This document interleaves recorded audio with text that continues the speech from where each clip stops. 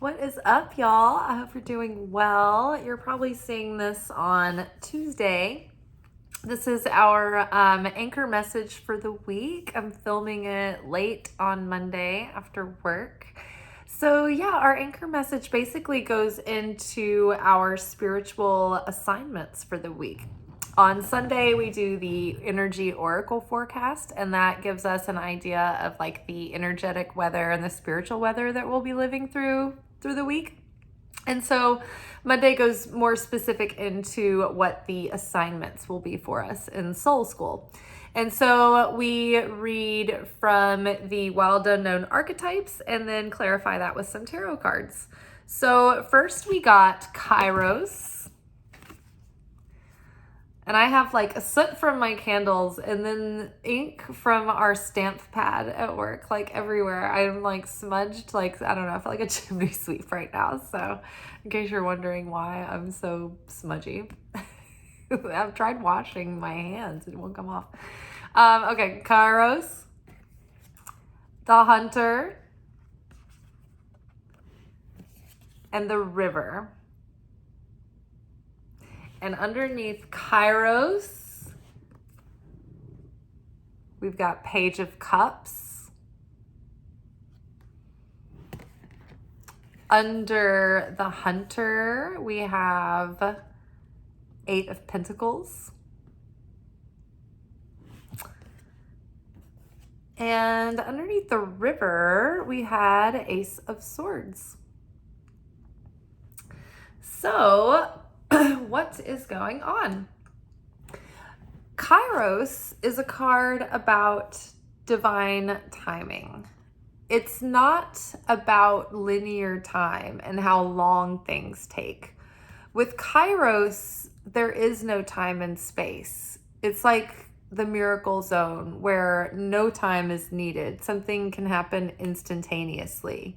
Or it can feel like something took forever, but then all of a sudden it's like within the snap of a finger in one day, like everything is changed and everything is different. So divine timing is like,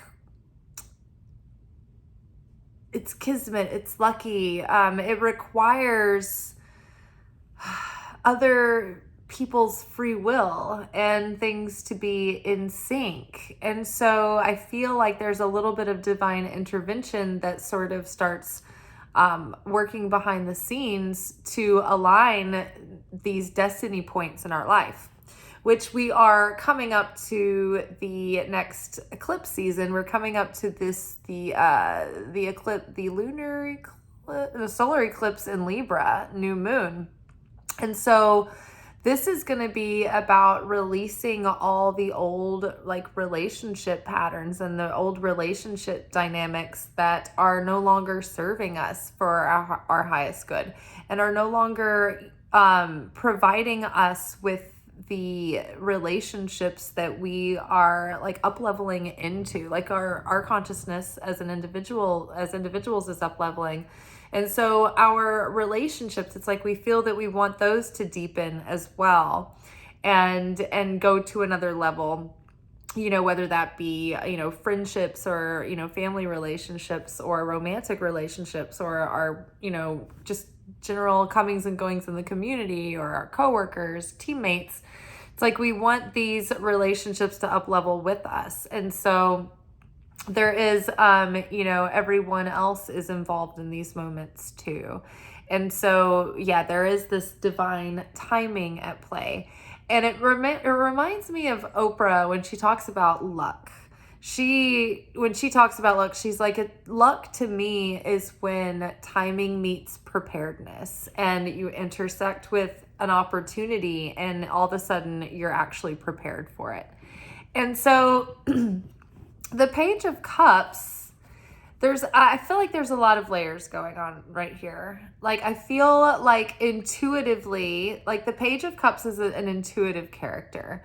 They're very sensitive. They're very empathic and open and understanding, creative and caring. And so the intuitive part of us can feel like this new life coming and starting.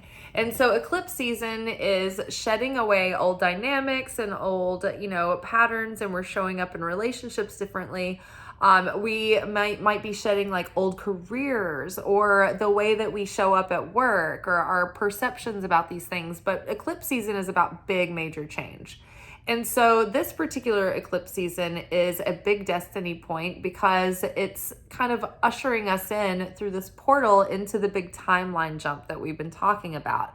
It's like Life, the series, got canceled, but then all of a sudden it got picked back up again, and it's like the characters are mostly the same, but like the old rules to the old series don't apply anymore. It's like a very similar series, but it's anybody's game. It's a new story. There's new character dynamics. We don't have to like play out the same old anymore.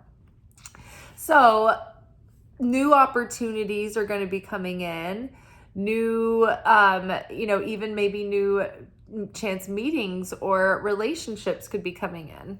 But right now, there's things that are working themselves out and developing behind the scenes before things can really shift into this new timeline. And so eclipse season basically is about 2 months long, and that's going to sort of shake loose anything left that's really not in alignment to like move us into that new story fully.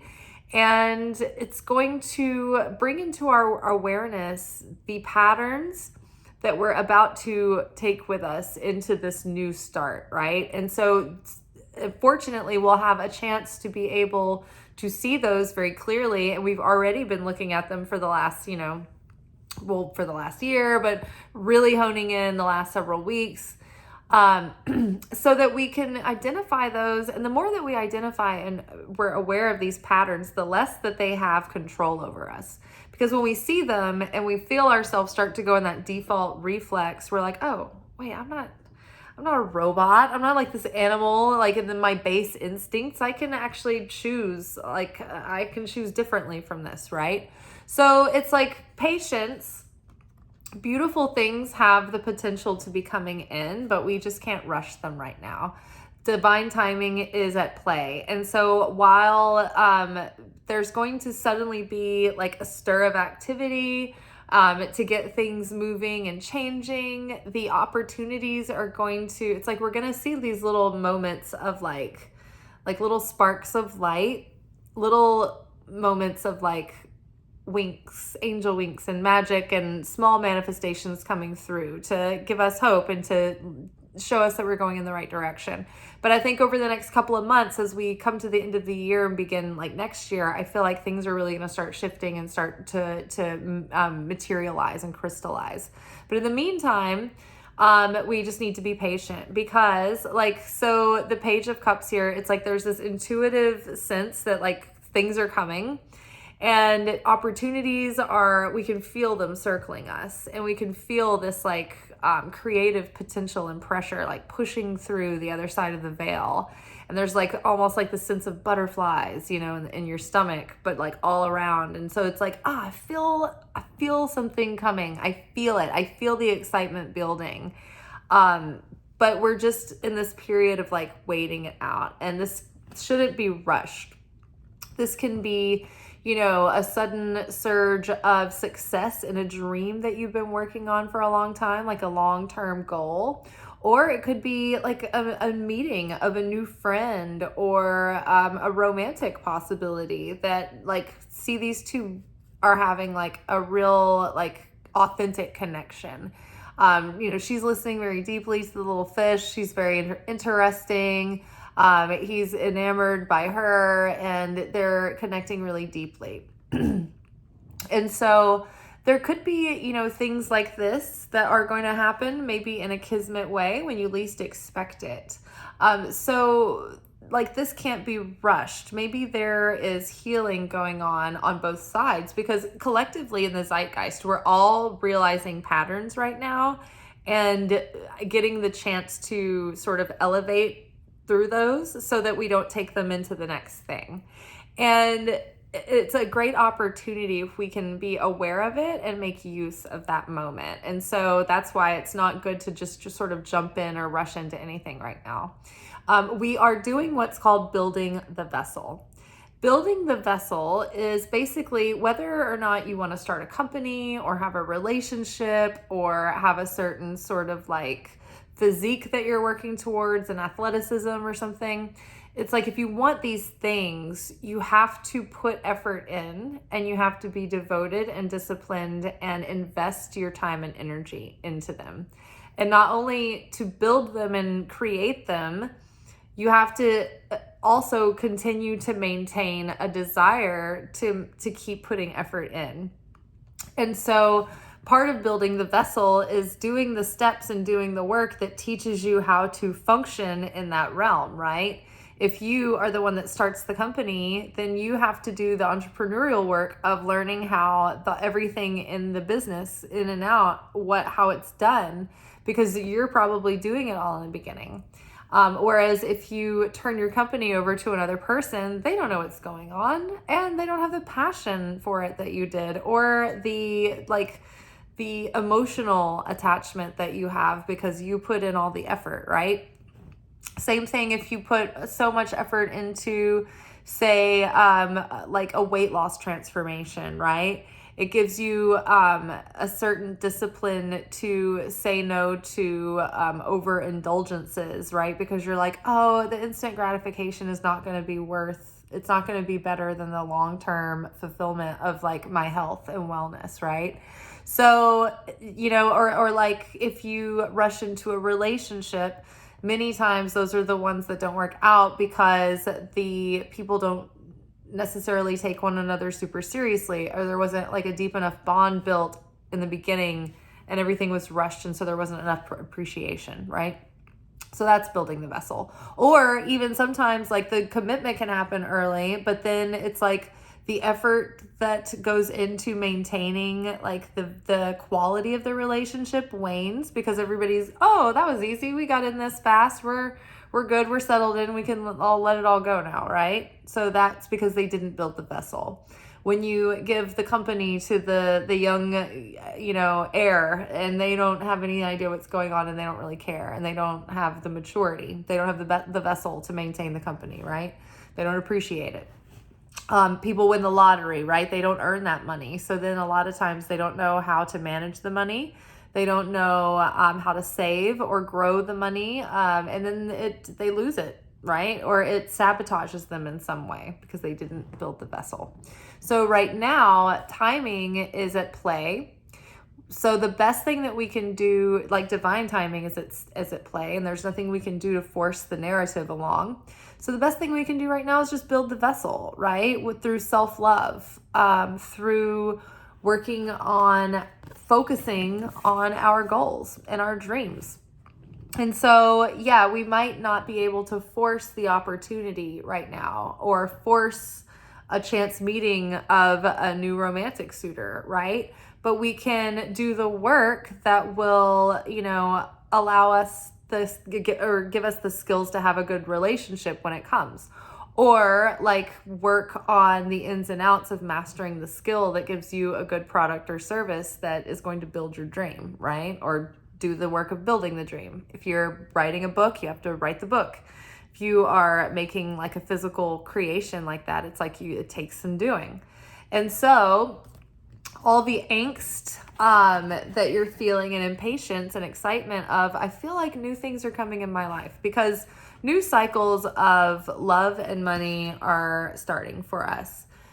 This is going to be, not just romantic love, but friendship and family, fulfilling family relationships and, just having a love for life again and doing things that fill you up and fill you with joy and things that you love doing.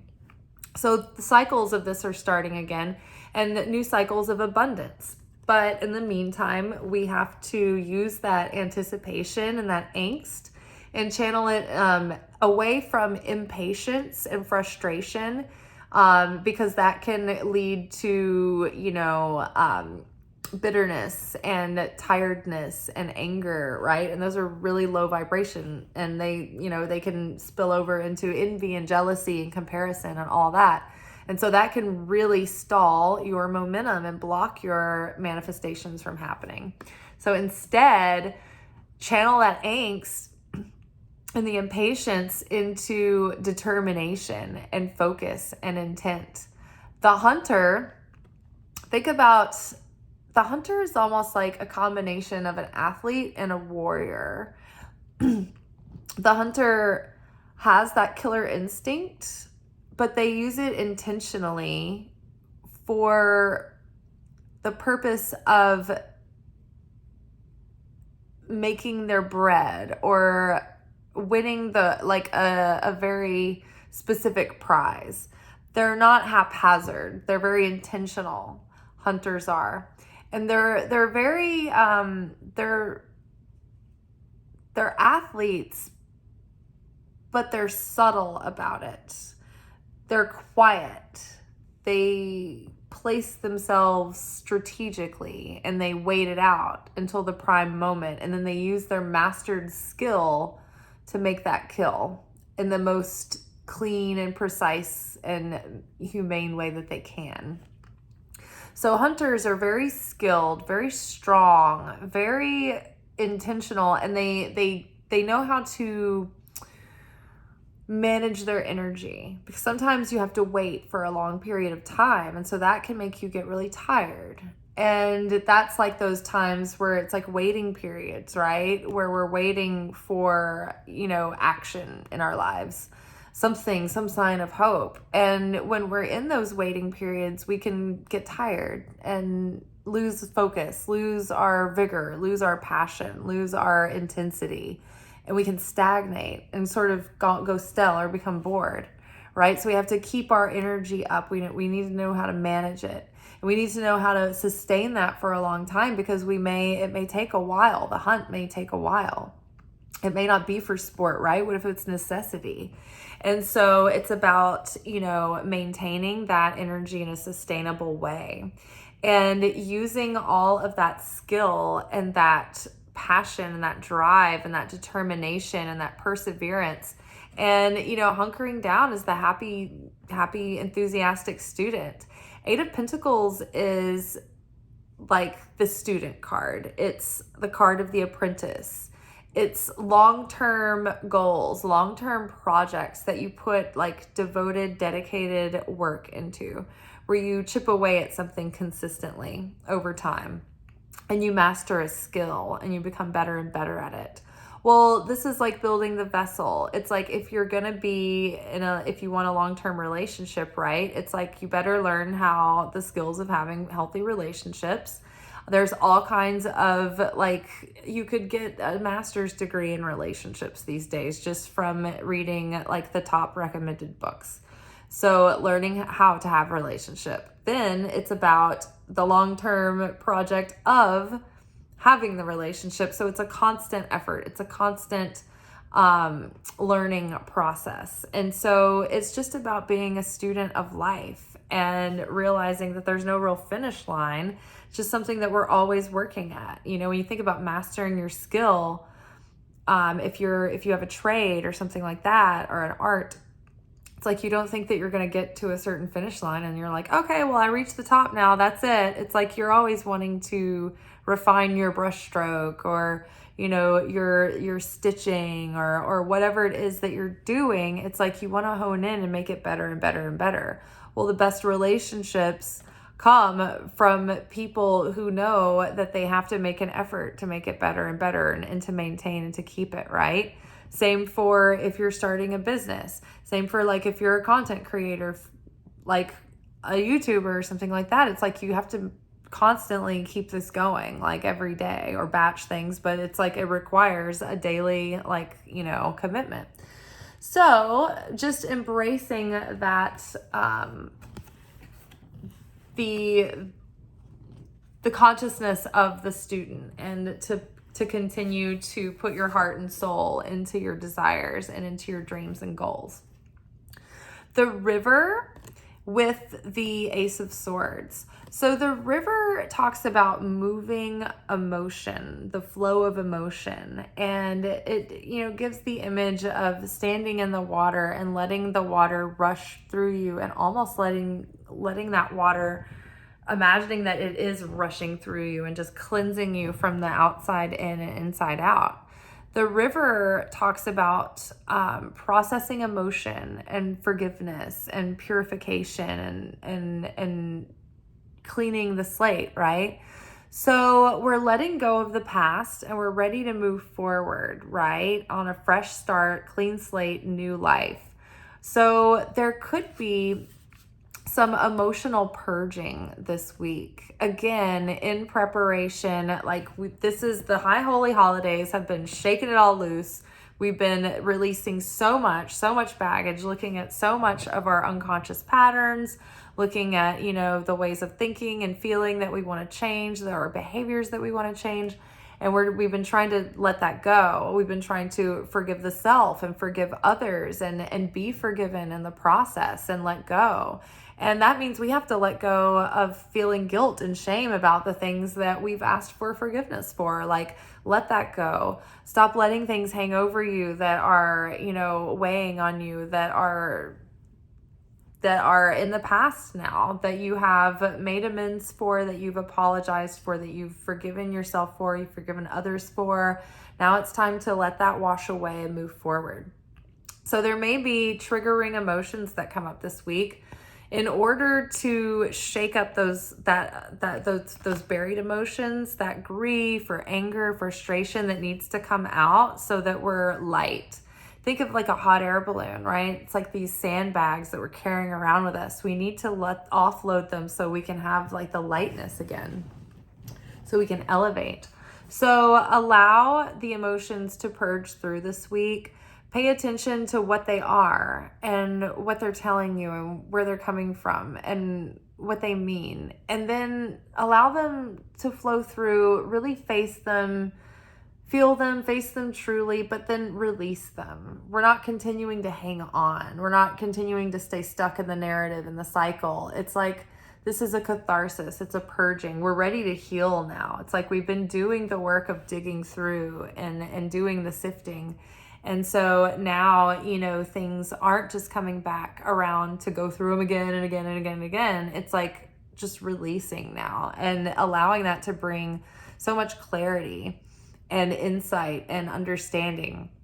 And then to have like a new sense of renewal and just a mental rebirth and new creative inspiration, new ideas, a new outlook on life, just a fresh perspective now. So yeah, it'll give us so much more energy and a clear mindset to go forward in this new cycle with a new mindset. And letting go and forgiving the past. I think that the more that we forgive the past and allow for new possibilities ahead, you know, that we're not projecting our assumptions on the future. We're just excited about new possibilities ahead. There's a blank slate. There is nothing but potential, right? Looking ahead. So you let go right now. Feel all the things that you desire, feel the reality of them coming in, but don't project anything too specifically onto the future right now. Leave possibilities open, right? And just get into that feeling, that positive anticipation. And relax and surrender into the peace that it's not that you're off path or not on time or anything like that. It's just that divine timing is at play.